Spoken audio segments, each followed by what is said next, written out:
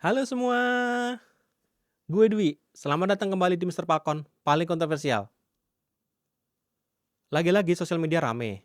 Kali ini karena potongan video Pak SBY yang katanya nggak mau salaman sama Kapolri Jenderal Listio Sigit di acara HUT TNI 5 Oktober kemarin. Langsung deh muncul narasi politis.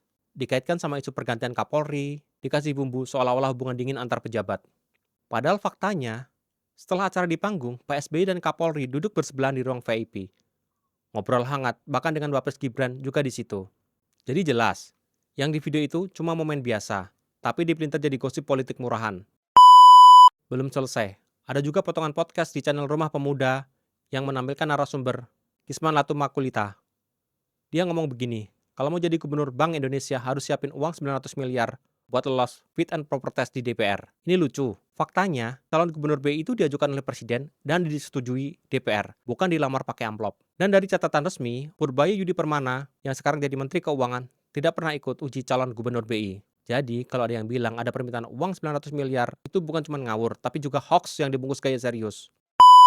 Selanjutnya, ada berita dari portal-portal nggak jelas yang menuding KPK mencurigai Gus Yakut bertemu Bendahara Hampuri, Tauhid Hamdi buat meramu surat kauta haji tambahan. Faktanya, Gus Yakut memang pernah ketemu sama Tauhid Hamdi, tapi itu setelah beliau tidak lagi menjabat Menteri Agama di tahun 2024. Tauhid Hamdi sendiri sudah mengakui dan membenarkan itu waktu diperiksa KPK. Dan foto yang dipakai di berita, oh editan, rekayasa pakai kecerdasan buatan, fitnah digital model baru.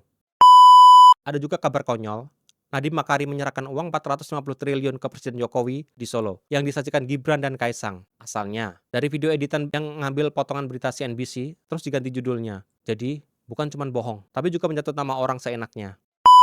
Belum habis sampai di situ. Sekarang giliran Kapolri yang dijadikan sasaran. Beredar foto, Jenderal Listio Sigit diapit 2 orang, terus diklaim sebagai anak Kapolri terlibat tambang ilegal di Maluku. Faktanya, foto itu adalah anak perempuan Bambang Susatyo dan calon suaminya yang mau menikah di tahun 2023 lalu. Kapolri cuma datang berkunjung, semua jelas diunggah di akun pribadi Bambang Susatyo. Dan dari data Kemenkumham, nggak ada nama anak Kapolri di struktur perusahaan tambang yang disebut. Jadi, ini bukan cuma hoax, tapi juga serangan pribadi yang jahat. Terakhir, muncul lagi unggahan menakutkan, ada video operasi medis yang mengeluarkan cacing dari usus. Dinarasikan akibat sering makan mie instan. Padahal dokter sudah jelaskan, tidak ada penelitian yang bilang mie instan bisa bikin cacing hidup di usus. Cacing bisa masuk lewat makanan atau minuman yang kotor, bukan karena mie instan. Jadi kalau kamu lihat video cacing keluar dari perut, lalu dikaitkan sama mie instan, yaitu imajinasi, bukan ilmu kedokteran.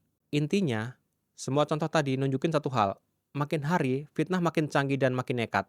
Dari potongan video, podcast ngawur, foto rekayasa, sampai editan berita. Semua dipakai buat bikin orang salah paham.